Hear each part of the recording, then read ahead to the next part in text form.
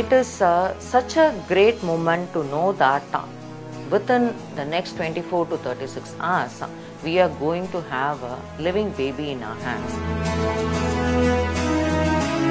So let us come to the day when the mother starts having the labor pain. In most instances, the mothers have natural labor pain, but in some instances, the mothers may not have the normal labor pain. Once the labor pain starts, it is in most households it becomes a state of panic, where they start rushing to the hospital with whatever little resources they have, and they reach the hospital.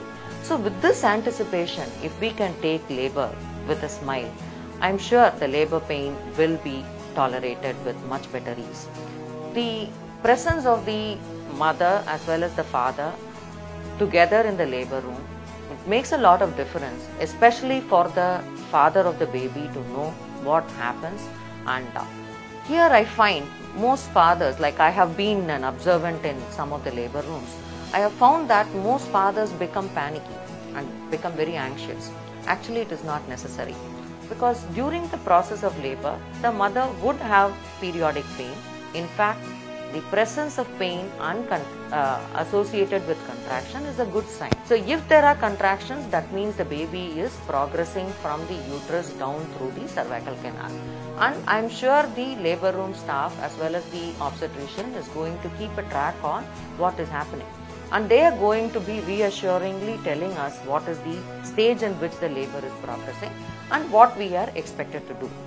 So during this process, it's better the mother does not lose her energy by shouting or by making violent movements, because all this energy is needed for the last stage of labor when they have to push the baby out voluntarily. So that is when the father's support is mandatory, and it is necessary that as a couple they preserve their energy for this moment. If there is an operative delivery, in most institutions they don't allow any family member into the operation theatre.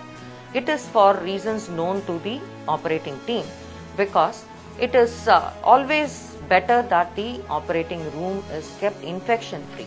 Even if it is an operative delivery, there is no need for any kind of anxiety to be associated with, because the anesthesiologist will take care.